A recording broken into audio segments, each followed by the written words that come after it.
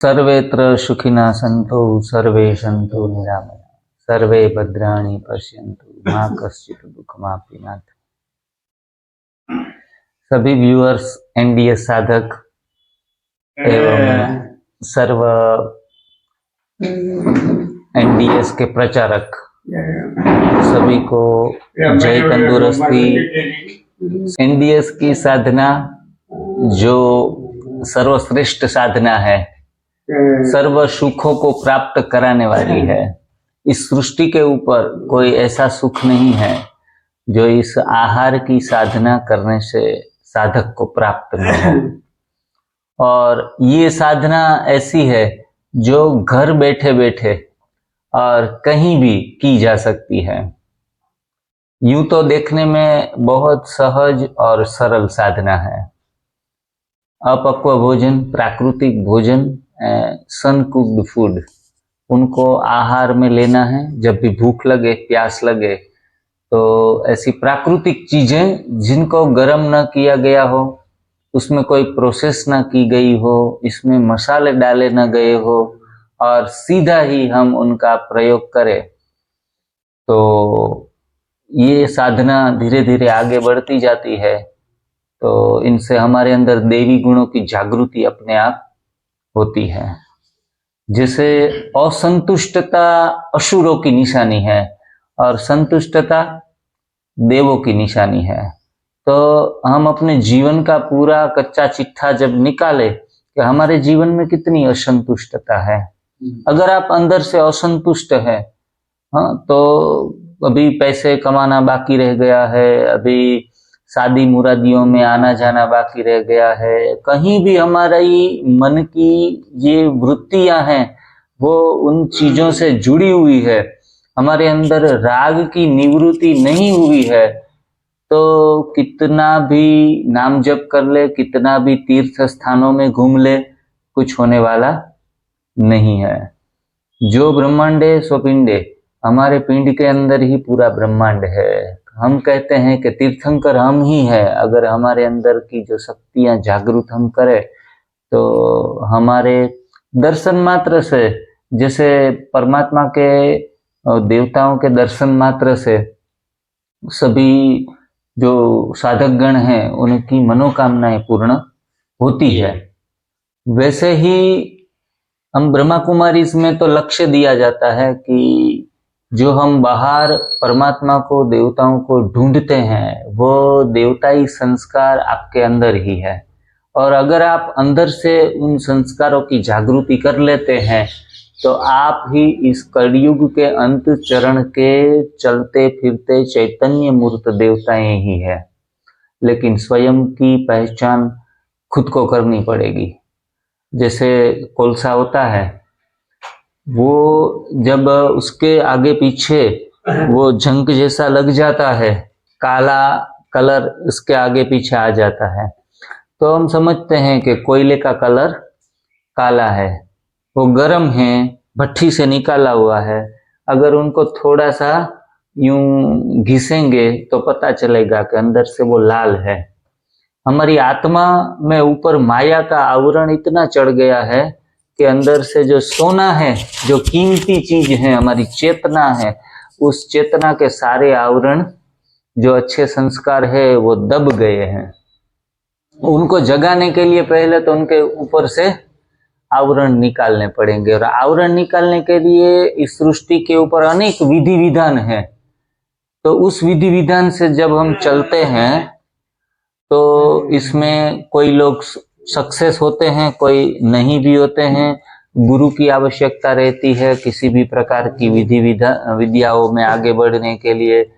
और ये आहार की साधना ऐसी सुंदर और सरल, दो कक्षा पढ़ा हुआ आदमी भी सुंदर तरीके से इस साधना को साध के परम पद को प्राप्त कर सकता है।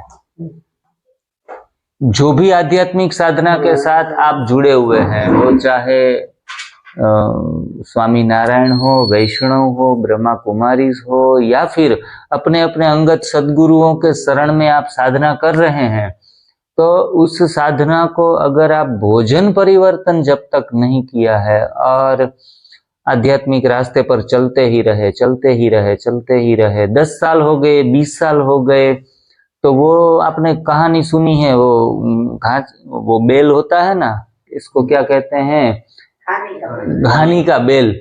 हाँ, वैसे ही घानी के बेल की तरह हम उसी स्थान के ऊपर आकर खड़े रह जाते हैं। हमारी गति जो होनी चाहिए वो गति नहीं होती।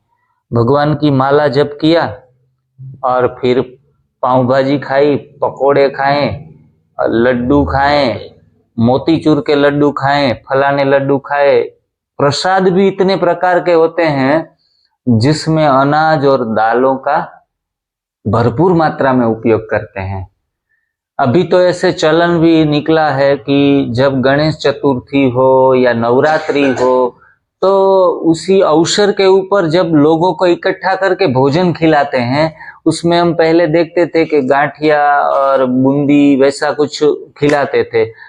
अभी तो साथ साथ में समझो कि पाव भाजी खिला रहे हैं। तो ये ऐसे कचौरी वगैरह इतने हम पकवान खाते हैं, तो ऐसे पकवान खाने से उल्टा ही शरीर तो बिगड़ता है, लेकिन हमारी आत्मा के ऊपर जो जड़ता का आवरण आ जाता है ना, उसमें हम सही और गलत की पहचान नहीं कर पाते हैं।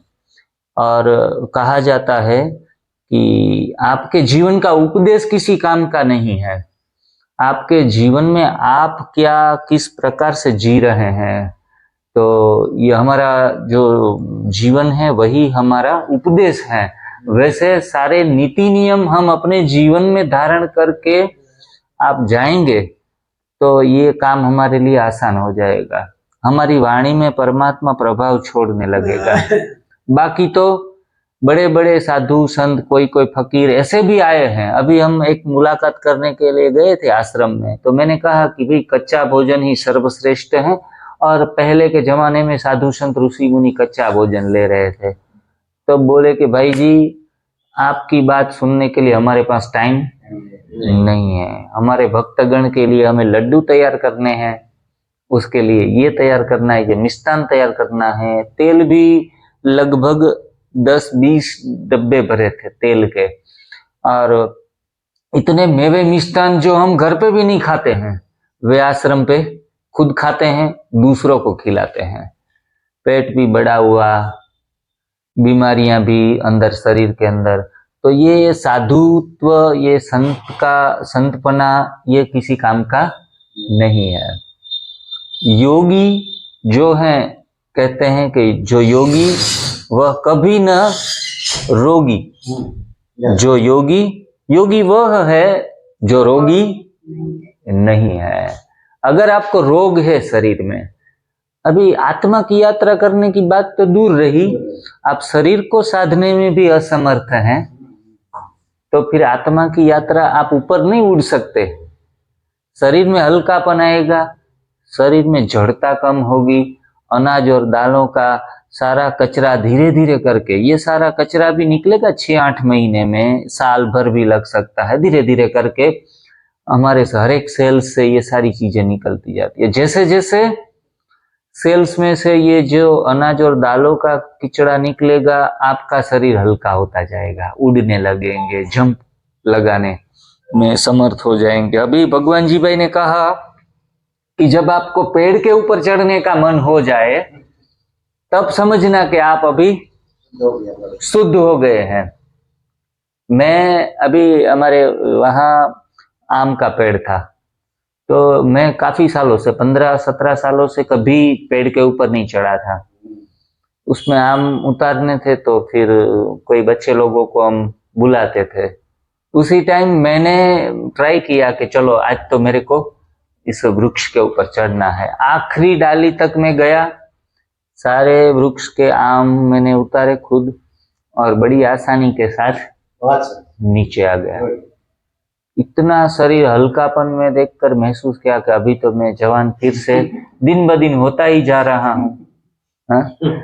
तो जो भी क्रियाएं 15-20 साल में होती थी, वो सारी क्रियाएं अच्छे तरीके से शरीर में, ये कच्चे भोजन का ही प्रताप है। अपक्व भोजन का ही प्रताप है, फलों का ही प्रताप है, सब्जियों का ही ये सारा प्रताप है।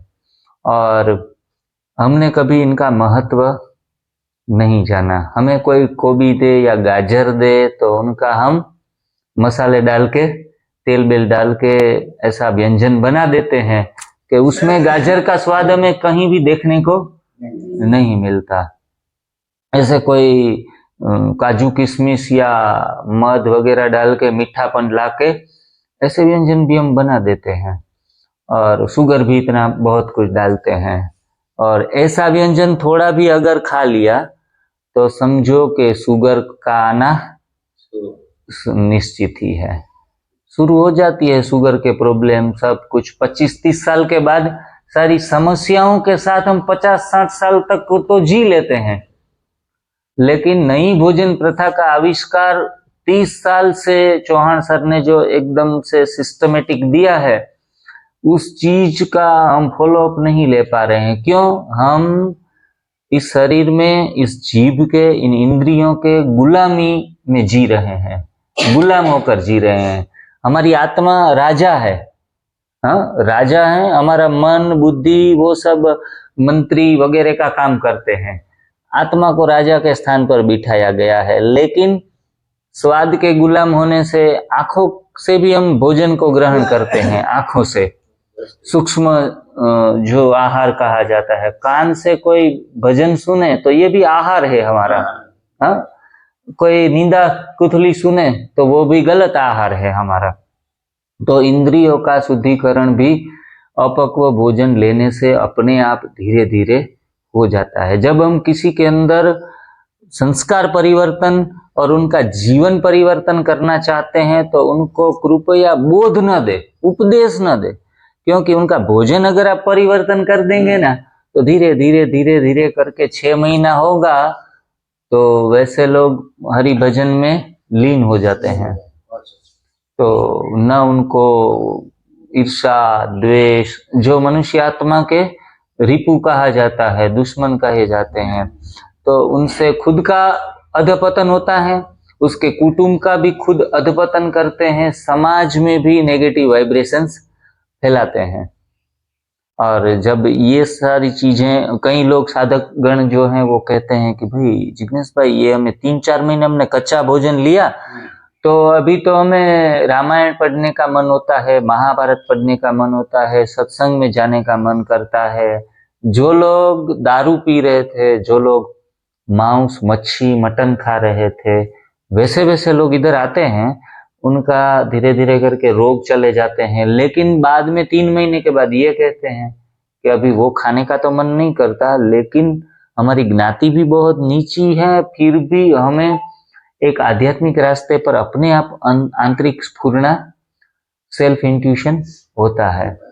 तो ये सारी चीजें अपने आप घटना शुरू हो जाती। कोई कहते हैं कि जिग्नेश भाई आप यहाँ बैठे बैठे सारे समाज में भोजन का परिवर्तन कर रहे हैं, लेकिन हम कहते हैं कि हम भोजन परिवर्तन हम नहीं, ये एक देश सेवा है। हमारे देश को सशक्त करना है, सुशील करना है, संस्कारी करना है और रोगों से मुक्त करना है, खास करके पूर्ण स्वस्थ करना है। तो नई भोजन प्रथा एक ऐसा आविष्कार है जो आविष्कार की तुलना में इस सृष्टि की कोई भी चीज को हम कंपेयर नहीं कर सकते। फिलहाल आप स्क्रीन के ऊपर देख रहे हैं, बहन जी आपका परिचय दीजिए। चौहान नीताबेन भगवान भाई, गांव वापी, और मेरा कांटेक्ट नंबर है 9824227054। मैं 6.5 साल से नई भोजन प्रथा कर रही थी। पहले मेरे को बहुत बीमारी थी, सर दर्द, गैस, एसिडिटी, फिर उसकी दवाई ली तो मेरे को पाइल्स हो गया, फिर उसकी दवाई ली तो मेरे को हार्ट अटैक आ गया, कोलेस्ट्रॉल बढ़ गया, और 2015 में मेरे को कोलेस्ट्रॉल हुआ और हरिया हॉस्पिटल में वापी में एडमिट किया और 2.5 लाख का खर्चा करके स्टेंड लगवाया और हर महीने 5,500 की दवाई चालू थी। फिर वो दवाई चालू थी तब मेरी जो गर्भाशय की थैली थी वो भी खराब हो गई। और मेरी दवा जितना जितना हम डॉक्टर को बताए कि मेरे को ये तकलीफ है तो वो दवाई बढ़ा देता था। इसने ऑपरेशन किया था इसलिए मेरे को फीस नहीं लेता था, लेकिन दवाई उसका मेडिकल खुद का था तो दवाई ज्यादा लिख देता था। जो जो बोलूं उसका डबल डबल दवाई लिख देता था। फिर बाद में हम स्वाध्याय की भाव फेरी में गए थे और वहां हमको मनसुख भाई मिला और उसने किया कि आप नई भोजन प्रथा करो और कच्चा खाओ। मैं घर आके उसको बताया कि भाई मेरे को तो ऐसा बोला कि तू कच्चा खा तो तेरा सब रोग अच्छा हो जाएगा। तो वो बोला तेरे को तो डॉक्टर ने बोला है तू खा। तो मैंने तो शुरू कर दिया। मैंने तो एनिमा पॉट भी ले लिया और कच्चा खाने का, जूस पीने का, वो सब शुरू कर दिया। और 15 दिन के बाद एक बम्बई से अतुल शाह की शिविर थी वापी में 1 डे की। उसमें मैंने बोला मैं अकेली कर रही तो मेरे को तो दो करना पड़ता है, मेरा भी करना पड़ता है, आपका खाना भी बनाना पड़ता है, तो आप भी मेरे साथ जुड़ जाओ। तो वो अतुल शाह की शिविर में आया और उसको भी कमर की तकलीफ थी 15 साल से और बहुत दवाई सारी की लेकिन उसको फर्क नहीं हुआ। फिर उसने भी मेरे साथ अतुल शाह की शिविर अटेंड की तो उसको भी अच्छा लगा, उसने भी दूसरे दिन से शुरू कर दिया। फिर बाद में सूरत में थी चौहान साहब की शिविर कालू भाई के साथ, तो वहां मैंने उसको भेजा, मैं दुकान संभाल रही हूँ आप जाओ। तो वो गया और 6 दिन उसने वो शिविर अटेंड की। तब से हमको नई भोजन प्रथा चालू है और हम 6.5 साल से अभी कर रहे हैं और हम मेरा मिस्टर वो 3.5 लाख लोगों को भी वो नई भोजन प्रथा का प्रचार कर रहे हैं और सबको मार्गदर्शन भी देते हैं और सबको फोन में भी करवाते हैं, वो घर पे आते हैं उसको भी करवाते हैं। थैंक यू जी, बहुत सुंदर अनुभव बहन जी का। भगवान जी भाई, आप नई भोजन प्रथा के विषय में और अपने अनुभव के विषय में 5 मिनट बातें बताइए जी। वापी से भगवान भाई चौहान, मेरा मोबाइल नंबर है 9824858740। नई भोजन प्रथा जब हमारा जीवन में नहीं था तो शारीरिक इतना रोग था, मानसिक आध्यात्मिक बहुत जीवन में रोग था। नई भोजन प्रथा चालू करने के बाद हमारा बधा जो रोग है एक के बाद सब दूर हो गया। तो आज हमें स्वस्थ है, तंदुरुस्त है, मस्त है। तो नई भोजन प्रथा का जो ऋण है, भगवान का जो ऋण है, ये अदा करने के लिए हमने एक मौका मिला है। मुझे शारीरिक तकलीफ में कमर की तकलीफ था 15 साल से और आँख की तकलीफ था, गैस था, एसिडिटी था, मेरा वेट बहुत बढ़ गया था, 86 kg पे पहुंच गया था और बहुत यूरिन जाना पड़ता था रात में 8 बार 10 बार। मतलब बहुत शारीरिक तकलीफ होती, मानसिक तकलीफ होती, बहुत तकलीफ होती। ये नेचुरोपैथी अपनाने के बाद खरेखर चौहान साहब का चरणों में बार बार वंदन करना, कारण के ये इसने जो नई भोजन प्रथा जो हमको नहीं बताई हुआ तो आज हमें कहाँ निकल गया तो हमको पता नहीं है।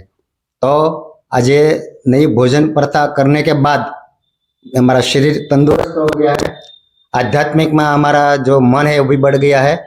तो हमको ऐसा लग रहा है कि ये भगवान ने हमने 84 लाख योनि में जो मनुष्य का अवतार जो दिया है तो हमको सार्थक करने का है। तो जो नई भोजन प्रथा है तो ये इसका जो ऋण है ये हमको अदा कर रहा है।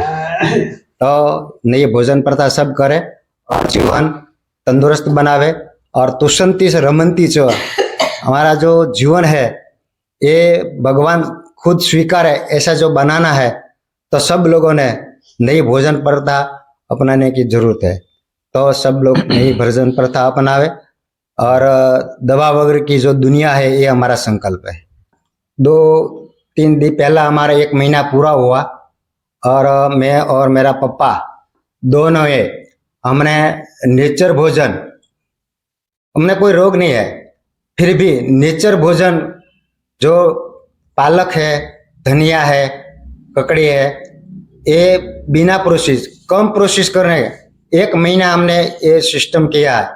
तो इसका जो रिजल्ट है ये हमको जबरदस्त मिला है। और 7वां महीना में मैंने 15 दिन का निर्जल उपवास किया। कोई रोग नहीं है, पर प्रभु प्राप्ति के लिए कि हमारा जो जीवन है हमको भगवान को वापस देना है, तो शरीर को शुद्ध करने के लिए, तो ये सब प्रेरणा जो है ये हमको अंदर से मिलता है, कहीं बाहर से नहीं मिलता है। अंदर से एक प्रेरणा आ जाती है कि ऐसा करना है, तो પછી हमारा शुरू हो जाता है। तो 7वां महीना में हमने 15 दिन का निर्जल उपवास, निर्जल मतलब कि जीभ ऊपर 15 दिन एक पानी का बूंद भी नहीं लगाया, ऐसा हमने 15 दिन का निर्जला उपवास किया। आज शरीर हमारा तंदुरुस्त है, मस्त है। आज हमारा बापूजी है, इसने पण 1 महीना नेचर भोजन इसने भी किया है। ये आज तंदुरुस्त मस्त है, 92 साल का है। आज वापिस से पोरबंदर हमें यहाँ घूमते घूमते जिग्नेश भाई को मिलने के लिए आया है। तो आज हमारा बापूजी पण फ्रेश है। और इधर आने के बाद हमको पता चला कि जिग्नेश भाई यहाँ सेंटर चला रहा है, यहाँ सब लोगों को सारवार दे रहा है। ये हम आने के बाद पता चला। तो कोई लोगों को कहीं तकलीफ हो, घर पे जो नहीं होता है जिसको, हाँ, जो घर पे जो नहीं होता, बहुत लोगों बोलता है कि हमारा घर से नहीं होता है ये काम, तो जिग्नेश भाई का इधर आया, रहने के खाने की पीने की सब व्यवस्था है, तो सब लोग इधर आए और रोग मुक्त बने और तंदुरुस्त बने और जीवन देवी बने, ऐसा संदेश जिग्नेश भाई दे रहा है।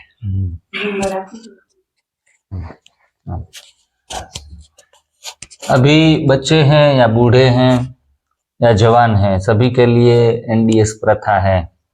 हमारे साथ दादा बैठे हैं 92 इयर्स ओल्ड, और बहुत सुंदर तरीके से नई भोजन प्रथा को खुद समझते हैं, और इतना नशा है उनकी बातें सुनकर भी जवान लोगों में भी जोश आ जाता है। तो ऐसे वो एकदम जैसे 92 years not a old man, it's a young man.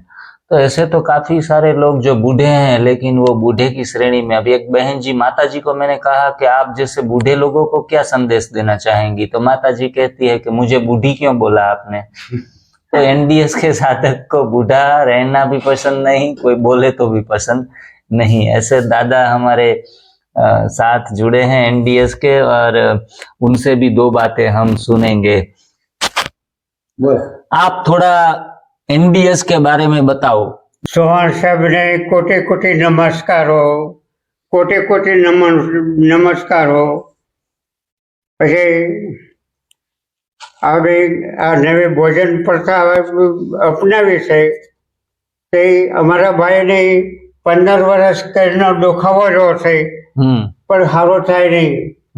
પછી એક વખત સુરત કંઈક કામ ગયેલા, ત્યાં શિબિર હતી, ત્યાં શિબિરમાં ગયા, પછી ત્યાંથી રાણી જોઈને આવ્યા અને એમે આ શરૂ કર્યું। 15 વર્ષ 3 ડબ્બા તો તેલ સોળ્યું મેં કમરમાં, સમજ્યા, પણ મટે નહીં। દવાખાનું બાકી નહીં, આયુર્વેદ કોઈ વસ્તુ બાકી નહીં। એ કામ કરવા વાળો એ પોતે હતો બસ। તો ઈશ્વર હવનું ગાડું હાંકે। પછી અમે નવી ભોજન પ્રથા વ્યક્ત કરી, ચાલુ કરી, અને એને દુખાવો વયો ગયો વગર ખર્ચે। તે અહીંયાની ઘરેથી નીતાબેન નામ છે, એને મહિને 500-700 ની દવા થતી મહિને। એવા જેના મોટા રોગ હતા, એટલે આ નવી ભોજન પ્રથા શરૂ કરીને વગર ખર્ચે બધા રોગ નાબૂદ થઈ ગયા। ઉપવાસ લેવો અને એનીમાં લેવી, અને બીજો એનો કાર્ય જે થતું હોય એ આપણે કરીએ। મને એસિડિટી હતી તે મેં રોજ વાત કરી, મારી નવી ભોજન પ્રથા શરૂ કરી, પછી એસિડિટી ગઈ। મને અત્યારે કોઈ જાતનો રોગ નથી। આ પગ અહીંથી આવી હોય દુખે બસ, તે આ લાકડી ટેકે હાલું સૌ, અને 90-92 વર્ષ થયા છે અત્યારે। બસ કોઈ જાતની દવા ચાલુ નથી, કોઈ જાતની દવા નહીં અમારે ઘરે। અમે આ નવી ભોજન શરૂ કરી પછી અમને ખૂબ આનંદ છે, કોઈ જાતની તકલીફ નથી। અને તમે કરો તો તમારે આનંદ આવશે અને તકલીફ નહીં રહે.